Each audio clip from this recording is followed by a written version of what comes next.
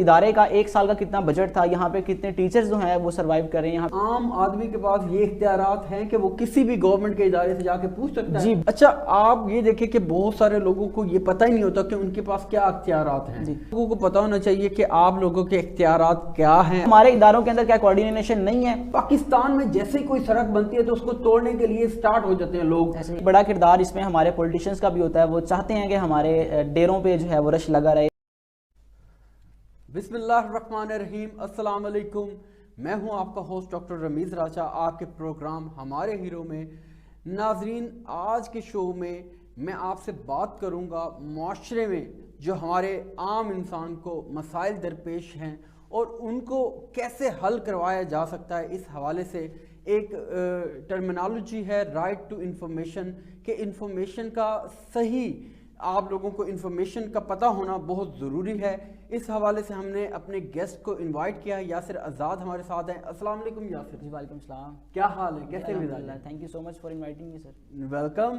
اچھا یاسر, آپ کو میں نے انوائٹ کیا, ماشاءاللہ آپ بہت ساری آرگنائزیشن کے ساتھ منسلک ہیں اور ان تمام آرگنائزیشن میں آپ کا جو عمل دخل ہے وہ یہ ہے کہ آپ معاشرے میں بہتری کی کوشش کر رہے ہیں.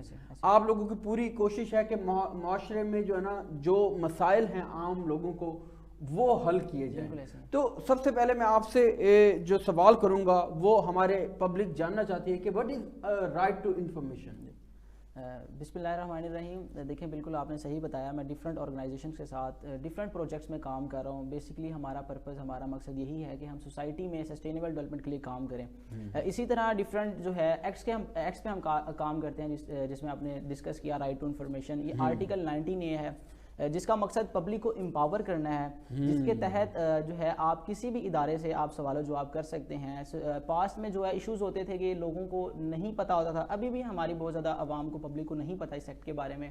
اس کا بنیادی مقصد یہی ہے کہ اگر آپ کسی سوسائٹی میں آپ سروائیو کر رہے ہیں تو آپ کی کسی ڈپارٹمنٹ نے کوئی بھی پروجیکٹ کیا, کوئی بھی کام کیا, ایون کہ آپ کسی گورنمنٹ اسکول میں آپ کا بچہ پڑھ رہا ہے, تو آپ اس گورنمنٹ اسکول کے ٹیچر سے, اس گورنمنٹ اسکول کے جو ایک ادارہ ہے اس کی جو آفیشلز ہیں ان سے آپ ڈسکس کر سکتے ہیں. آپ ان سے پوچھ سکتے ہیں کہ ہمیں بتایا جائے کہ اس جو ادارے کا ایک سال کا کتنا بجٹ تھا, یہاں پہ کتنے ٹیچرز جو ہیں وہ سروائیو کر رہے ہیں, یہاں پہ کتنے ٹیچر. ایک عام آدمی کے پاس یہ اختیارات ہیں کہ وہ کسی بھی گورنمنٹ کے ادارے سے جا کے پوچھ سکتا ہے. جی بالکل, وہ ہر کسی بھی پبلک سیکٹر سے جو ہے وہ پوچھ سکتا ہے, خواہ وہ رکشہ ڈرائیور ہے, خواہ وہ بس چلاتا ہے, خواہ وہ رکشہ چلاتا ہے, کوئی بھی وہ کام کرتا ہے, دہاڑی دار مزدور ہے, وہ جو ہے عوام سے پوچھنے کا حقدار ہے, چاہے وہ پڑھا لکھا ہے چاہے وہ ان پڑھ ہے. بالکل, اگر آپ کو اپلیکیشن لکھنی آتی ہے, مطلب اگر آپ کو نہیں بھی آتی تو ہر ادارے میں گورنمنٹ کی طرف سے public information commission is available and he is bound کہ وہ آپ کی اپلیکیشن لکھنے کا پابند ہے. آپ اس کے پاس جائیں گے, آپ اسے کہیں گے کہ میرا یہ ایشو ہے, اور وہ آپ کے لیے اپلیکیشن لکھے گا بھی صحیح اور اس کو اپنے ہی ڈپارٹمنٹ کے لیے سبمٹ بھی کرے گا. اچھا, آپ یہ دیکھیں کہ بہت سارے لوگوں کو یہ پتہ ہی نہیں ہوتا کہ ان کے پاس کیا اختیارات ہیں, یا وہ مختلف جو ہمارے پاکستان کے گورنمنٹ سیکٹر کے جتنے بھی محکمے ہیں ان سے کس طرح کام لے سکتے ہیں اور وہ جائز وے میں کس طرح کام لے سکتے ہیں.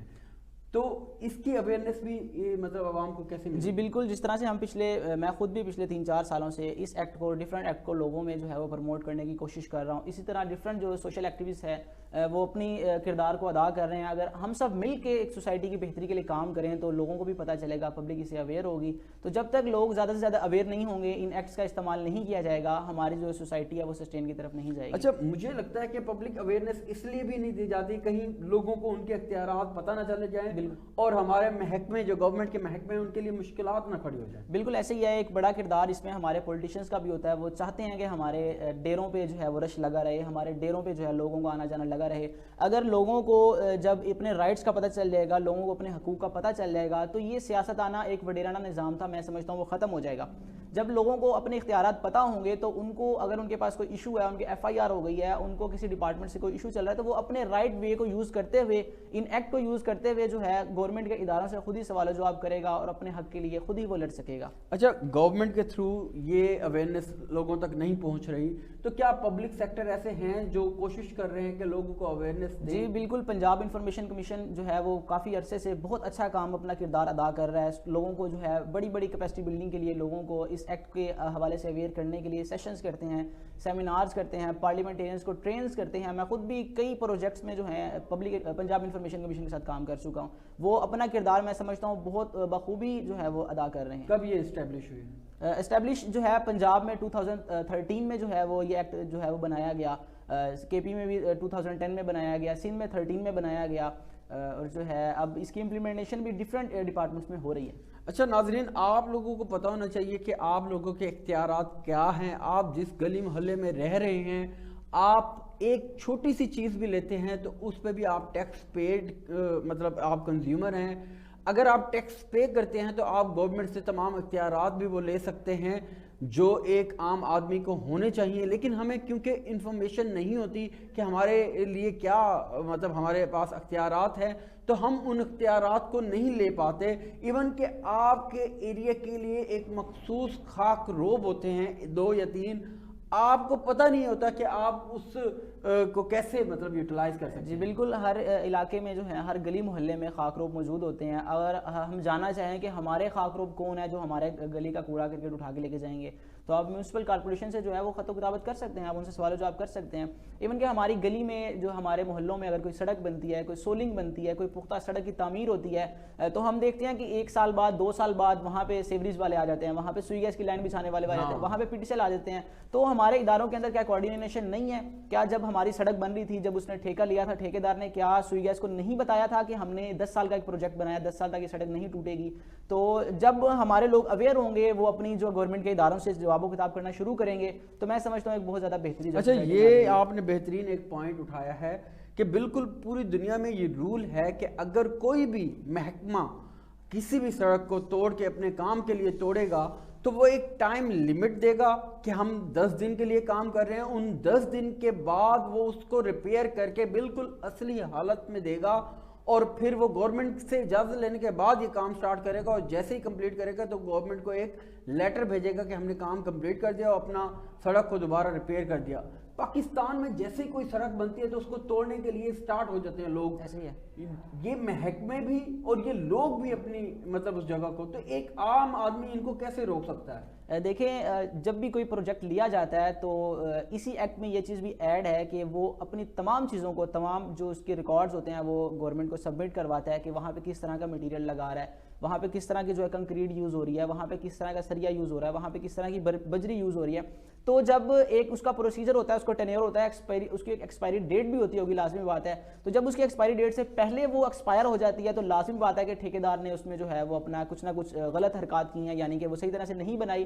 تو اگر گورنمنٹ کے اداروں سے ہم سوال و جواب کریں تو ہم حقدار ہیں, ہم پوچھ سکتے ہیں ان سے کہ یہ کیوں آپ نے اس کی توڑ. بالکل ایسا ہی ہے, اور بہت ساری سڑکیں ایسی ہوتی ہیں جو 2 یا 3 بارشوں کے بعد کھوکھلی ہو جاتی ہیں, خراب ہو جاتی ہیں, ان سے کوئی پوچھنے والا نہیں ہوتا.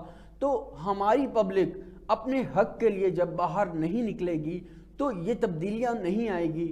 ہم جن سیاستدانوں سے اپنی جو توقعات ہیں وہ لگا کے بیٹھ جاتے ہیں, انہوں نے کبھی بھی ہمارے حق کے لیے باہر نہیں نکلنا, ہم ان کے حق کے لیے ہمیشہ باہر نکلتے ہیں.